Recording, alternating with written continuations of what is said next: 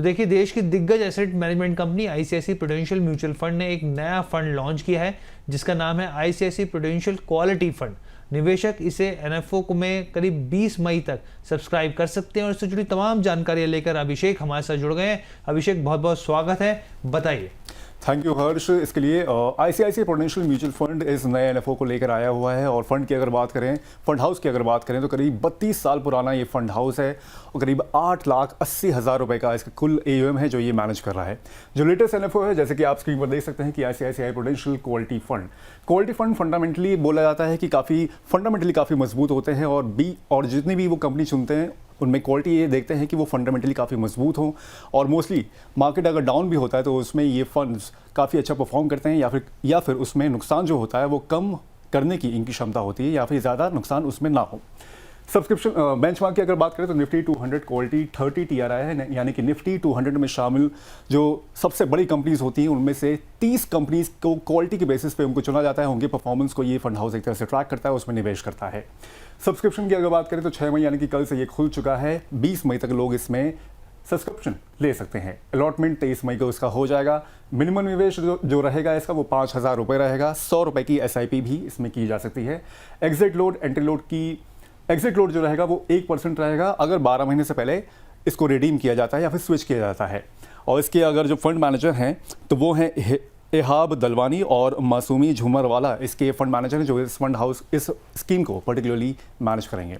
तो ये है कुल मिला के आज इस एनएफओ की जानकारी। ओवर टू यू हर्ष।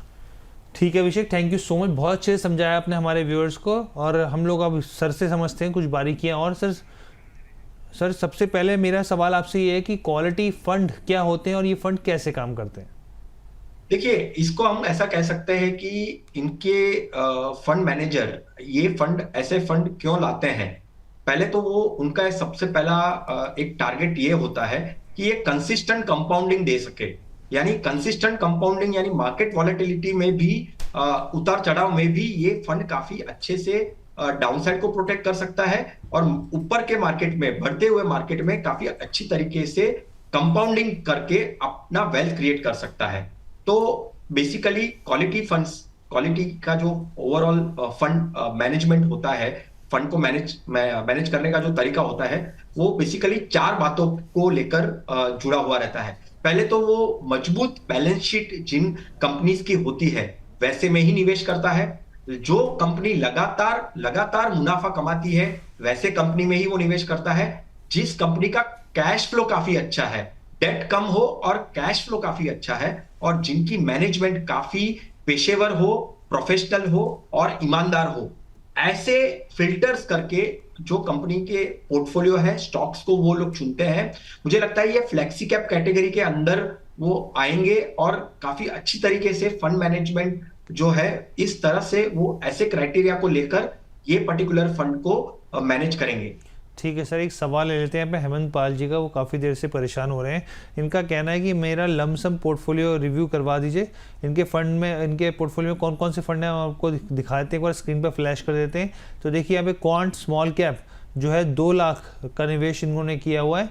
इसके अलावा आप ये देखिए पराग पारिक फ्लैक्सी कैप में 1.5 लाख का, मोतीलाल ओसवाल मिड कैप में 2 लाख का, SBI कॉन्ट्रा फंड में 1 लाख का और अभी 1 लाख और लगाना है। किस फंड में लगाऊं ये पूछना चाह रहे हैं। उम्र जो है इनकी 36 साल है।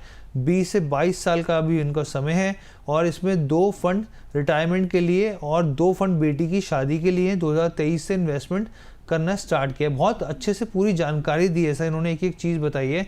आपके हिसाब से सर जो इनका 1 लाख रुपए और लगाना चाहते हैं तो वो किस फंड में लगाना चाहिए इनको? नया फंड लें, नहीं लें, या फिर जो मौजूदा फंड आपको बताए हैं उसी में अपना और बढ़ोतरी कर दें? मुझे लगता है मौजूदा फंड में ही निवेश करना चाहिए हर्ष। काफी अच्छा वक्त है, काफी अच्छा टाइम है। ऐसे माहौल में, ऐसे मार्केट के सिचुएशन में 1 लाख जो है उसको मुझे लगता है 20-20 हजार करके जो एडिशनल जो निवेश करना है 1 लाख का, वो 20-20 हजार करके जो अभी के एग्जिस्टिंग फंड्स हैं उसमें ही निवेश कर देना चाहिए। कोई नया फंड नहीं सोचना चाहिए क्योंकि काफी अच्छी तरीके से डाइवर्सिफाई करके उन्होंने फंड्स लिए हुए हैं। तो नया फंड ऐड नहीं करना चाहिए, एग्जिस्टिंग फंड में ही अभी की जो अमाउंट एडिशनल डालनी है वो निवेश करनी चाहिए। ठीक है सर। अच्छा सर, जो हम लोग बात करते हैं क्वालिटी फंड के ऊपर, तो आपके हिसाब से क्वालिटी फंड किन निवेशकों के लिए बेहतर विकल्प है, और क्या आप इस फंड में यहाँ पे जो आईसीआईसीआई प्रूडेंशियल क्वालिटी फंड है, क्या सलाह रहेगी उनके लिए जो निवेशक इसकी ओर देख रहे हैं? देखिए, पहले तो लंबी अवधि की सोच होनी चाहिए, कम से कम 5 साल से ज्यादा क्या ओवरऑल टाइम ड्यूरेशन होना चाहिए। कोई पर्टिकुलर फाइनेंशियल गोल को टारगेट करके अगर 5 साल से ज्यादा का अगर आपका टाइम होराइजन है तो डेफिनेटली ये फंड आपके पोर्टफोलियो में बनता है, राइट।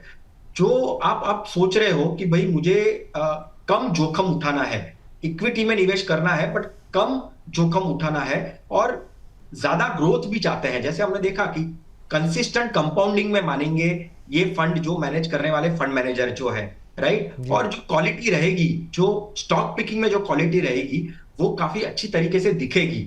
हालांकि जो फर्स्ट टाइम इन्वेस्टमेंट करने वाले हैं तो ये फंड ना चुने।